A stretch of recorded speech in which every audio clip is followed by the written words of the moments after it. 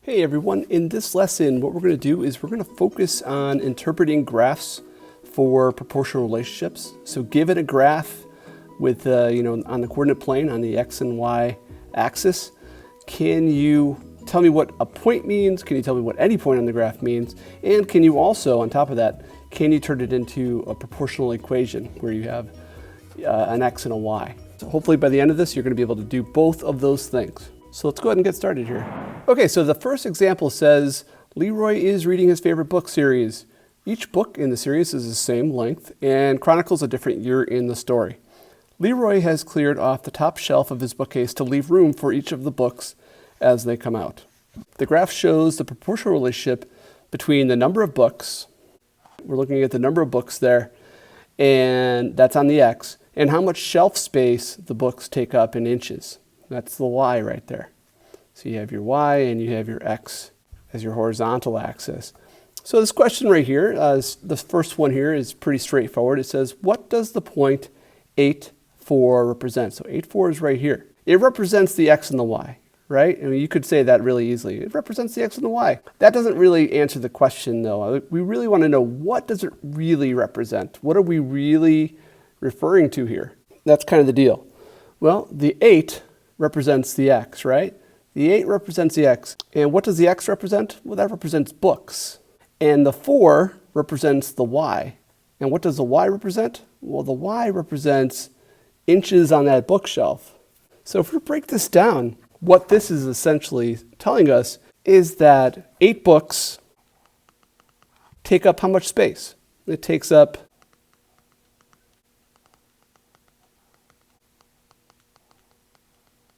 So there you go, 8 books take up 4 inches of shelf space. And that's all we have to do. We should be able to do this though for anything, right here. And I know it doesn't ask us in this question, but right here, that point, 4, 2, that means 4 books take up 2 inches. Right here is a point that you can call that 10, 5. That represents that 10 books take up 5 inches. So you can see what's going on here. Right here. That is 2, 1. And you can say right there that 2, 1 means that 2 books takes up 1 inch. Now moving on to example 2, it says a truck full of boxes arrives at the post office where Fareed unloads boxes onto a conveyor belt. Fareed is one of the quickest workers on the loading dock.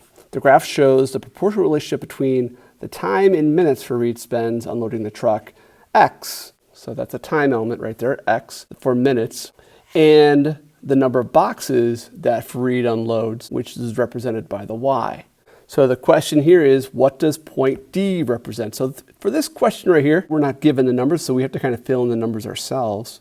So for that one right there, if we're looking at point D, remember when you label a coordinate on the x and y axis, you always write the x and the y value, right? So what x value does that refer to? Well, that refers to the 4 on the x. And what y value does that represent? That represents 20. All right, so there's your x and your y. So your x equals 4 and 20 represents your y. Okay, now it's asking us again, what does that represent? So put into words. Now again, we're not just going to say, well, it represents our x and y. That doesn't really tell us much. I mean, it does tell us how to write a coordinate, a point on the coordinate plane. But what does it really mean, right? What does it really mean? So what we're going to do is we're going to say that the rate that Fareed is working, it takes him 4 minutes to unload 20 boxes. That's what that all represents right there, 4 minutes to unload 20 boxes. So we can kind of look at this. I'm going to try to find some other points, like right here.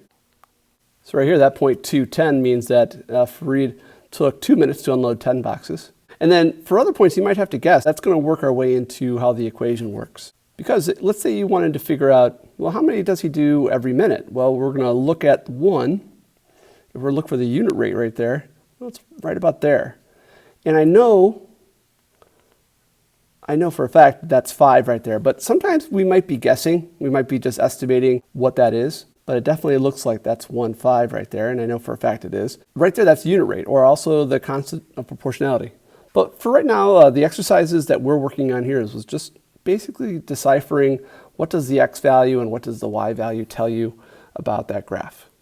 And of course, it's proportional because it starts at the origin and it's linear. Now moving on to example 3, this one is asking us to write an equation. So it's not just asking us to say what that point means, because it's going to be good to know what that point means, 4, 6, but now we have to turn it into an equation.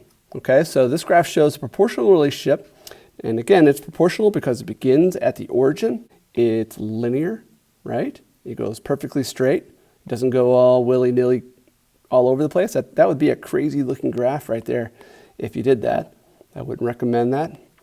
It's linear, and those are what we want. You know, sometimes people say, well, that's linear, and so is that. That's linear, and that's linear. But if you look at the whole thing is definitely not linear, right? It's going off, you know, in different directions at certain points. So it doesn't have this constant rate of change. And sometimes people will say, well, you know what? This is perfectly linear. What's wrong with this? You know, you're right. That is absolutely linear. But is that the origin? In order for a graph to be proportional, it has to begin at the origin and it has to be linear. Okay, so the graph shows a proportional relationship between the number of cans of peach juice concentrate in a punch bowl, which is X, and the number of bottles of lemon lime soda, which is Y.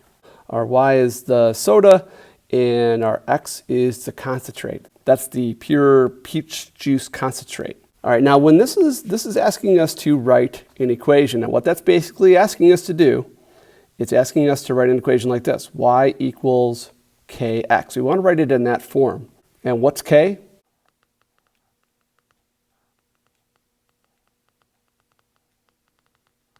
That's called our constant of proportionality right there. So we need to figure out what that is. So what you have to do in order to figure out the constant of proportionality, find a point on the graph. Now this one's given for us, but there's other points. We could use this point right here. That's point 2, 3. Here's a point right here we could use. That is point 6 on the X, 9 on the Y, 6, 9. Okay, so there's any point. So I'm going to use this one because that's the one that was provided for us. And if we want to know what the constant is, this is going to take us finding the ratio of y to x. Y divided by x will equal your k value. So our y, according to that information that we're given right there, the y is 6 and our x is 4. So we just have to do 6 divided by 4. Now let's do the arithmetic there. 6 divided by 4 is going to be 1.5, so 1.5.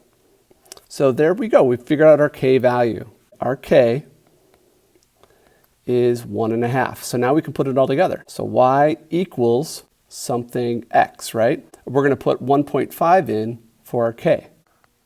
So there's your equation. Y equals 1.5x. And we can confirm that. We can confirm that that is a correct answer by looking at other points on that graph. Let's see if that holds true. Because if 1.5x equals y, or y equals 1.5x is the answer, if that's a correct description of our graph, then that should work anywhere on that line, anywhere on the graph of that line. You know, so like right here, let's say I put 2 in. So that's 2, 3. So let's say I put in a 2, 1.5 times 2 for the x, and does that equal the y, right? 1.5 times 2 is 3, and 3 does equal y, right there. So when you input a 2, you get out a 3. Same thing right here. When we put in a 6, do we get out a 9?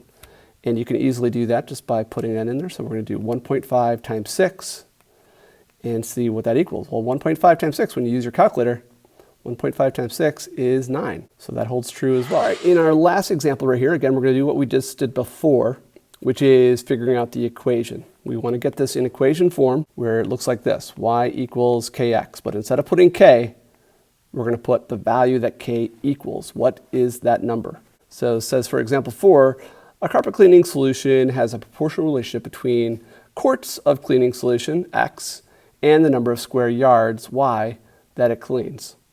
So the question here is to write an equation using x and y that shows the proportional relationship in the graph. This point right here that we're given, let's label what that is. Well, that this pointy right there. So what is that on the x? Well, that's 6 on the x, and that is 80 on the y. So you can tell if you look at the y values here, we're going by different intervals, 10, 20, going by tens here. They're going by tens, and then on the x-axis, it's okay that they're not going by the same intervals. These are going by ones. So 1, 2, 3, 4, 5, 6, etc. And again, if we want to figure out what k is, because that's what we need to figure out here. When we want to figure out k, we're going to take our y and we're going to divide it by x. That will equal our k value. So our y is 80 and our x is 6. So just do 80 divided by 6, and you can use your calculator for that, 80 divided by 6. And then when I do 80 divided by 6 on my calculator, I get a repeating decimal, which I don't want to write down a repeating decimal as an answer. You know, I get 3 repeating forever. So 13.3 repeating, which I don't always encourage people to write down repeating decimals as their solution. I would encourage changing that to a mixed number. So if we do this, 80 divided by 6, well, how many 6s are there in 8? Well, there's 1. And then how many 6s divide into 20? Well, that's going to be 3. Subtract and you get 2. And then you're going to put that as your fraction. So 13 and 2/6, which reduces to 13 and 1/3. So 13 and 1/3 is your answer. Or we could also say, we could just leave it in proper, leave it in ratio form. That's perfectly fine too. 40/3. Actually, I like that better. So we're going to write our answer as y equals 40/3 x, or y equals 13 and 1/3 x. Either answer is perfectly fine. But I would avoid, like I said, I would avoid writing 13.3 repeating as what your equation is. 13.3 repeating x. That's a little, yeah, I don't think that there's a lot of math teachers that like that, but I'm one of them that says that's not a perfectly good, acceptable answer there, even though it's right. I get it, but I prefer those two, 40/3 or 13 and 1/3. Okay, so that does it for your lesson here.